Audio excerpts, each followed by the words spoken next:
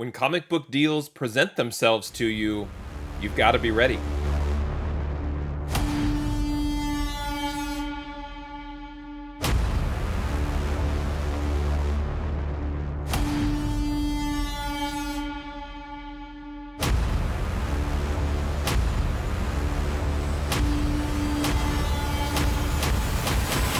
Hey there, today I have an unboxing video, and in this video I'm going to open up an order that I placed with Mile High Comics a couple of weeks ago, and this had to do with a wish list item, one book in particular that popped.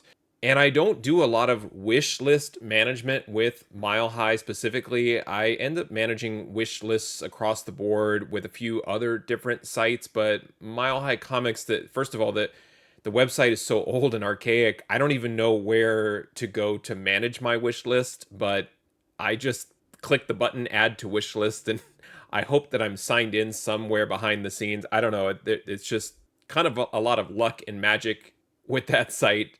But this one book in particular, I must have added it at some point along the way, and I got an email that the book was available in near mint condition. And when I looked at the price, I couldn't quite understand or couldn't quite believe it. And we're not talking about a book worth thousands of dollars, but still, if it's a book that I had added to my wish list at some point, it was important to me. And this was a book that has eluded me for some reason. It's not that it's rare or hard to find, but it is a book that I've been trying to collect as part of a run in a title, and I'll get into it as soon as I get into the unboxing.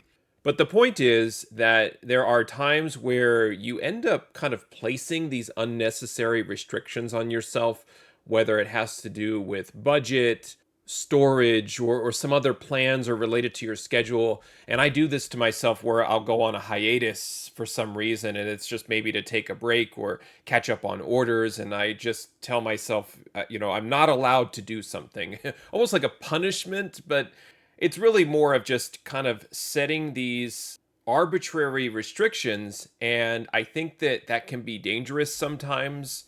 I have a good friend that just decides, for example, this particular month, he's not going to buy any comics. And then lo and behold, an auction begins and there's a book in the auction. He wants it. I'm like, should I buy it for you and just hold on to it and sell it back to you in a month? Like, everyone has their own reasons as far as why they take breaks from the hobby or just decide not to buy or collect or do anything with comics for a particular time. For me, I was just busy with other family obligations, for example. So I took a break from comics just because I wanted to make sure that my time was spent with my family so that I was fully present during these milestone family life events. But kind of behind the scenes, I was still buying comics and orders were arriving. I just didn't have time to really go through them and grade them.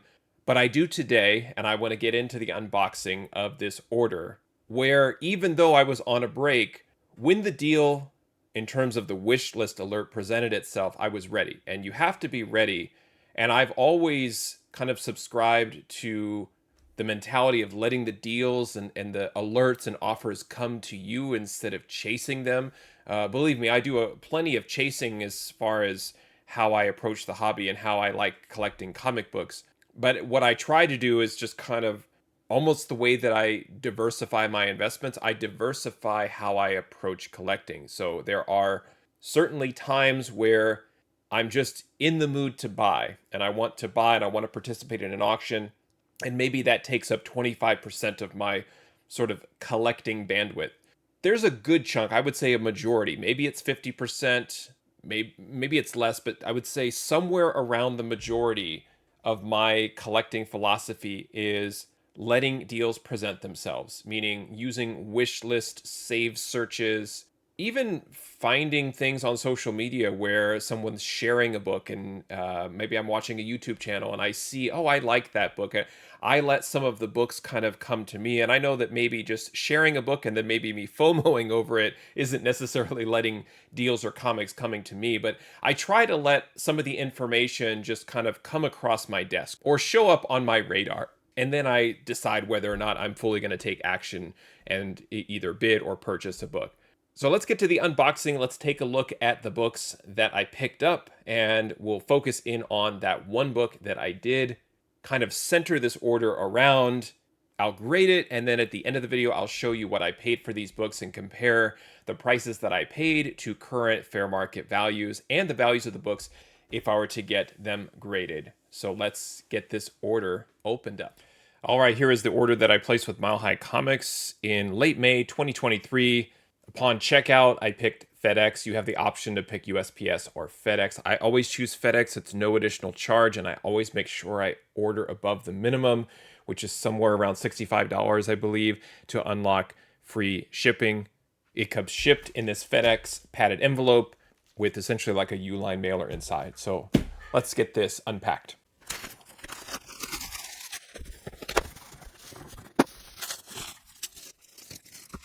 All right, nice and easy. One piece of Scotch tape in that bubble wrap. I love it. It's so quick and easy to open, and I've never had, knock on wood, any sort of problems with FedEx.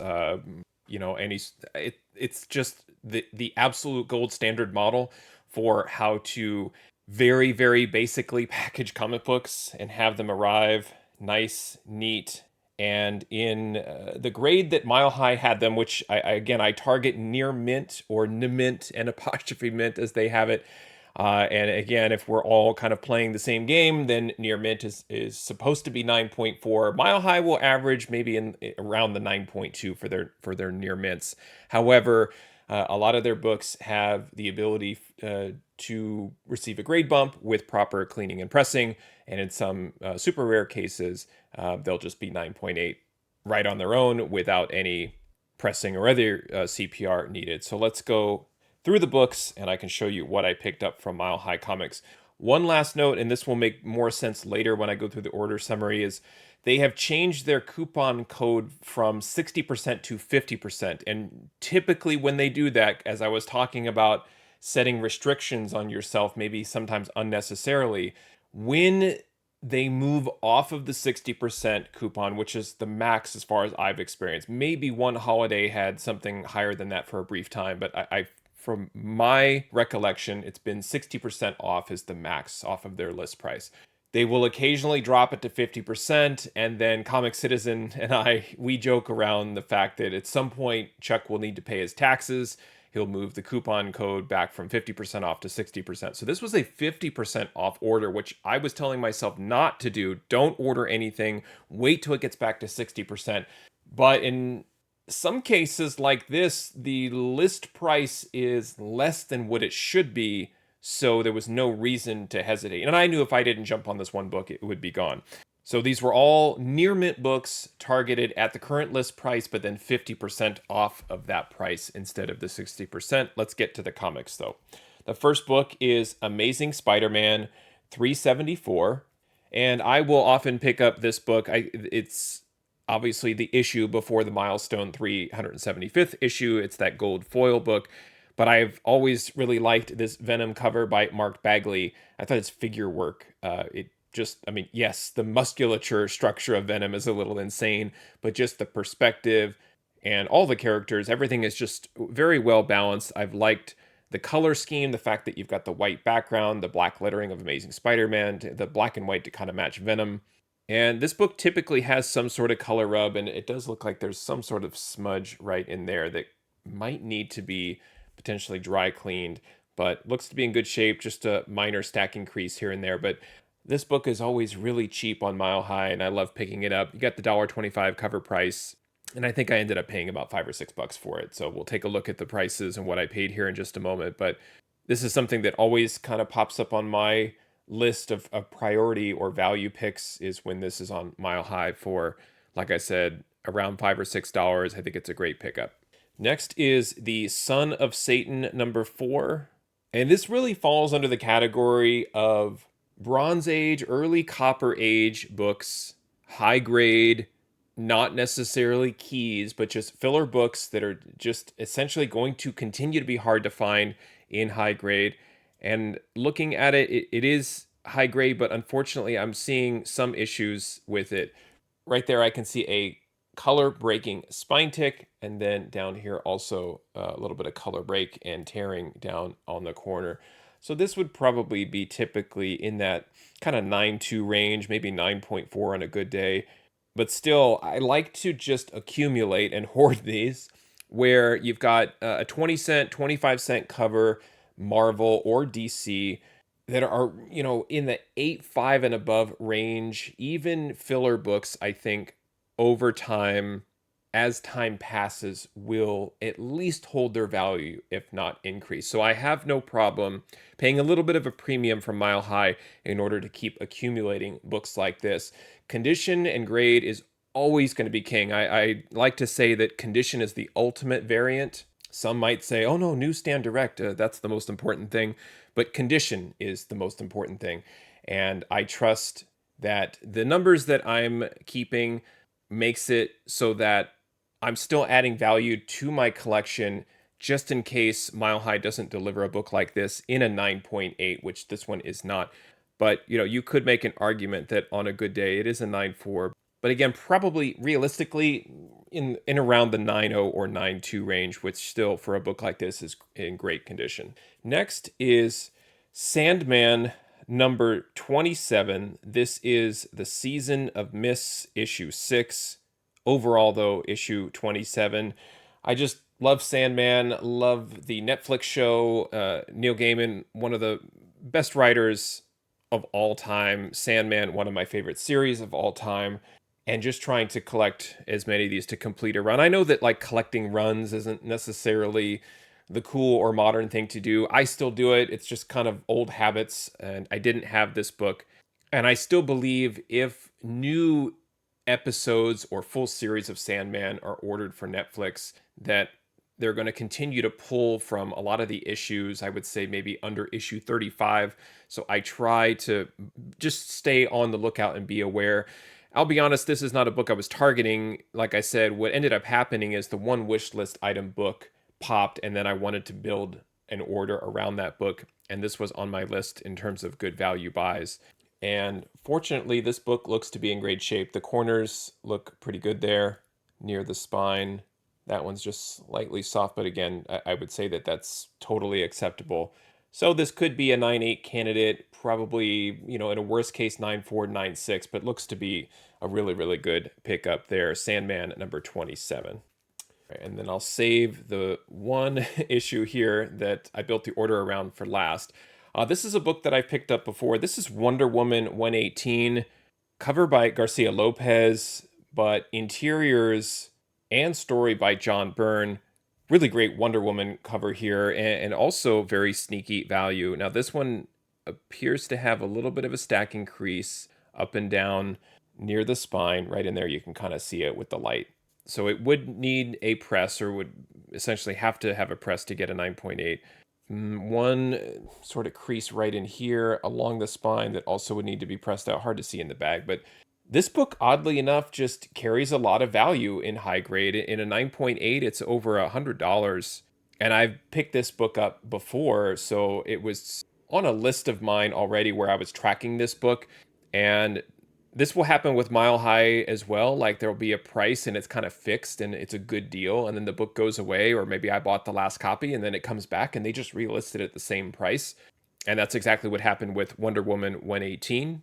Just a very, very nice Wonder Woman cover here at, I think, a pretty good deal. And the last book, probably the book that has the most significance here, especially for me. Like I said, it's not necessarily a grail. It's a minor key, but I've never owned this book before. And it is Fantastic Four, number 244.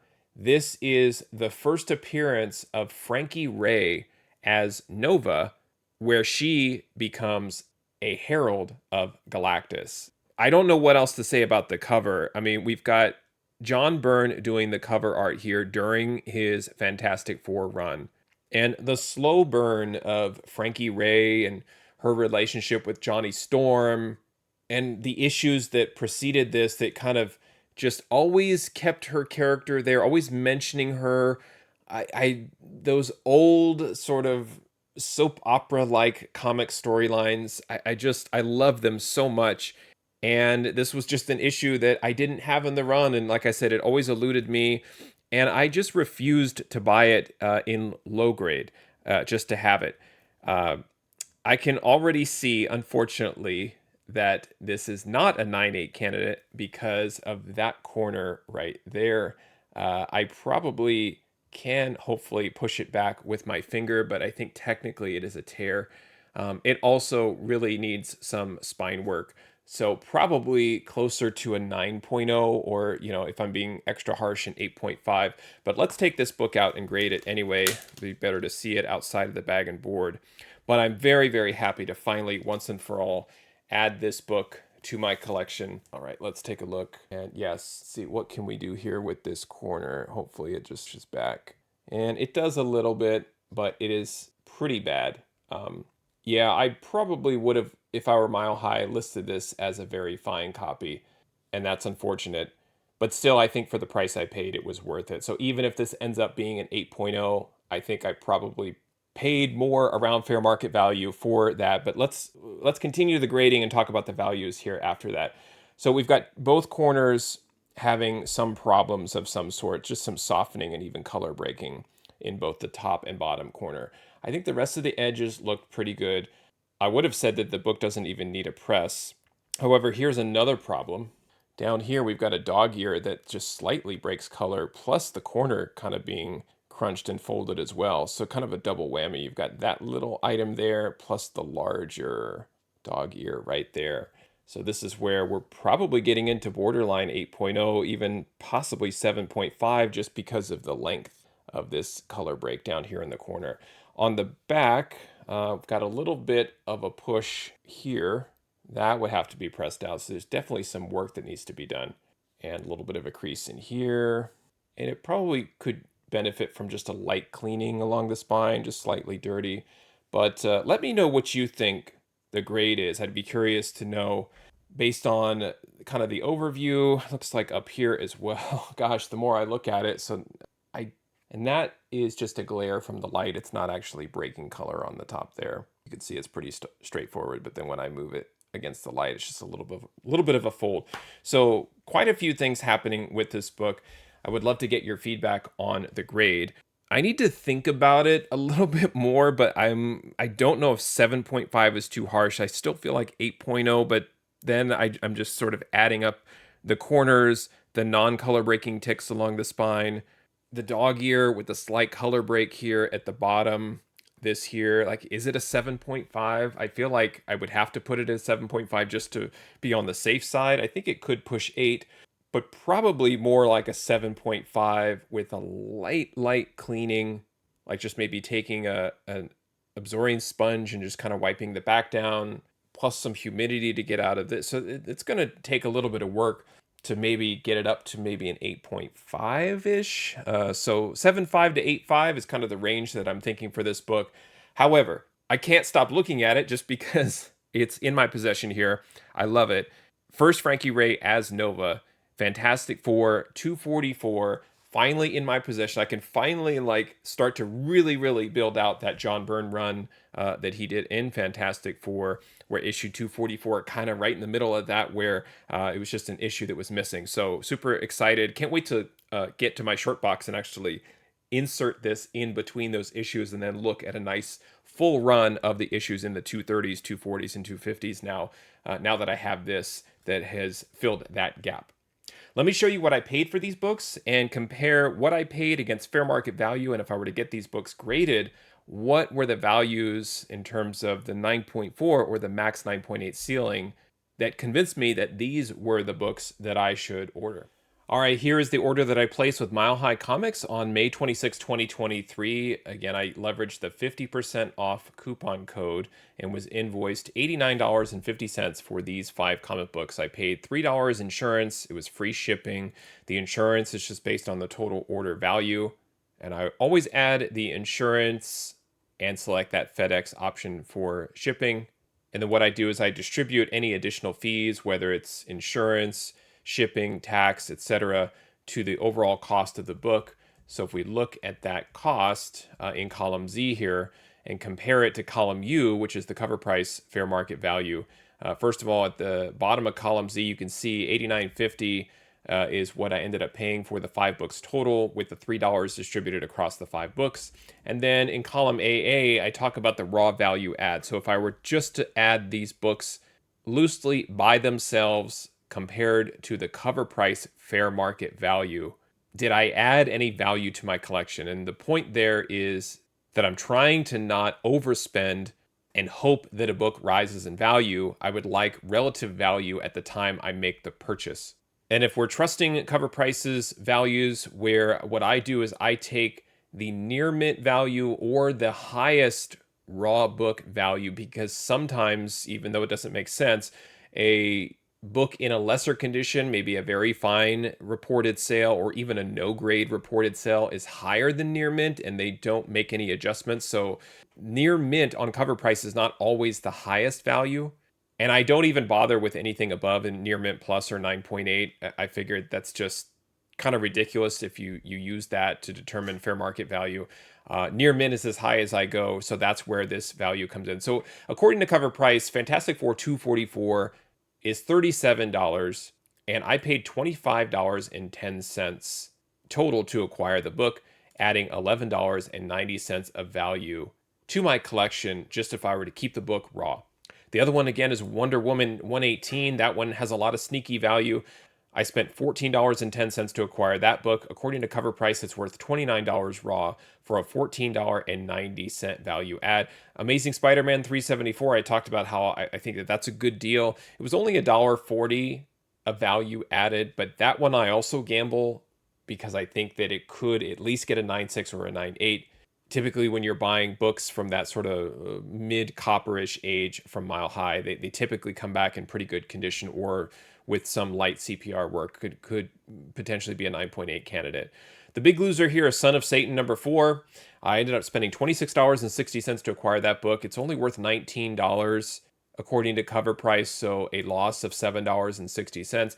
Again, to kind of justify my purchase there, a book from the mid 70s in high grade, I feel like I'm okay paying a little bit of a premium for that book. And then lastly, Sandman 27, another run that I'm trying to complete, and I thought a cost of $17.10 for a $16 fair market value raw book, adding only a negative $1.10 of value. Again, kind of a break-even situation. In total, almost $20 of value added, pretty much being carried by Wonder Woman 118 and Fantastic Four 244. Now, if I'm thinking about getting these books graded and I just, according to the numbers, blindly send them off to CGC, I'm probably going to assume a near mint book is a 9.4, and let's see if any of these books have value in a CGC 9.4. Fantastic Four 244, not as strong as you would think, and a 9.4 is only $59. The Wonder Woman 118, again, super strong here, $99 in a 9.4, and the other 3 books somewhere around $21 all the way up to $34. So then if we're looking at the value add from a professionally graded value perspective, column AB, I would lose money if I sent all of these books off for grading, specifically the Sandman book and the Son of Satan book, not really having much value in a 9.4. So all of the money I would spend on shipping and grading fees, it would just eat up the value, and the book isn't really worth that much. Now, the hope here is that some of these books could end up being a 9.8. I don't know if any books in this order, maybe the Sandman book, just without any cleaning and pressing whatsoever, that possibly could get a 9.8. A couple of the other books would be a little bit of a long shot if I were to get them pressed, and some of them, and I say some, it's only 5 books, but a couple of the others, I think, like the Fantastic Four 244, I think it maxes 8.5, but I do believe that if the 9.8 values are present and they're significant, that it will help pull up some of the lower grades. So if we want to look at sort of the max or the ceiling for this order, if all of the books were to get a 9.8, which I don't think they would, then the CGC value, the potential value of the order, is $826.74. So not too bad for an $89.50 gamble, with, again, the primary books, Fantastic Four 244 at $293.22, $189.88 for that Wonder Woman 118. So I was saying earlier, it's over $100. It's actually closer to $200 when you subtract the CGC grading values and shipping off of the near $237 CGC fair market value. Same for 244. It has a $351 fair market value at a 9.8, but then again, looking at the cost to acquire the book, the grading fees, the shipping, and that's where I'm looking at the value add there. $250 for Son of Satan #4 in a 9.8. So again, why did I purchase that book? Why did I pay more than fair market value for it? Because of this potential, the high grade potential. And over time, as this 9.8 still settles in around the 250, maybe it starts to approach 300 and 9.8. The 9.2, 9.4, 9.6 are also going to rise alongside it because of the age. And I do feel there is a formula there when you're looking at the age of the book, the census, the comparison to 9.8, and just the scarcity of these books from the Bronze Age in high grade just kind of drying up. To me, it's worth picking up even those filler copies. Amazing Spider-Man 374, again, respectable $95.67 in a 9.8. If that book does pop, it's a $56 value add. Lastly, Sandman 27, also $146.33 in a 9.8, almost $100 value add there.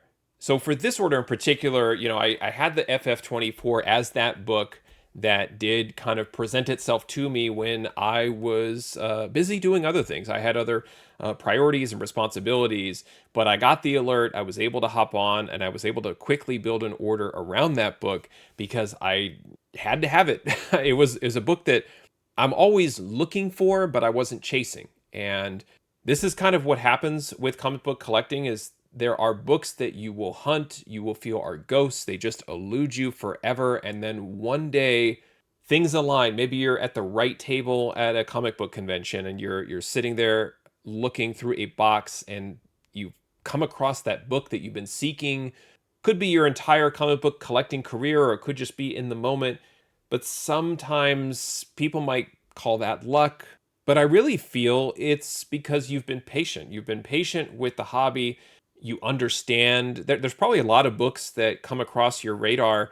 And I know I do this where I don't really even understand the significance or the value, especially when you start to get kind of beyond Marvel and DC and get into a lot of the independents or some maybe sort of like adjacent publishers or independent. Think of like Pacific, Eclipse, publishers like that. Like I'm not always super aware of every single book. So there's probably books that I remember probably trying to finger for and passed a book. But if you have the experience, you have the knowledge, you have the drive and the determination, and you're a collector at heart, sometimes that patience pays off. I'm very, very happy with paying roughly $25 for that FF244. I'm a little disappointed, obviously, in the condition. I wasn't necessarily expecting a 9.8, but I wasn't expecting it to end up in a 7.5 either. And that's what I ended up grading it, is a 7.5 as a clean and press candidate, probably a max 8.5.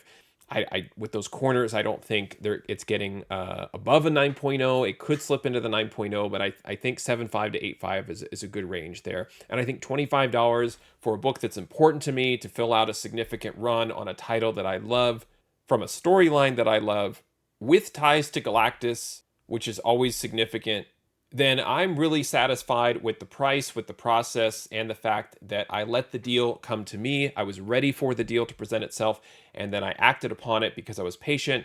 I had the data, made the purchase, received the book, unboxed it here, shared it with you, and really glad that I had all of this set up so that I was really ready when this deal presented itself. Thanks for watching. Happy collecting, and see you next time.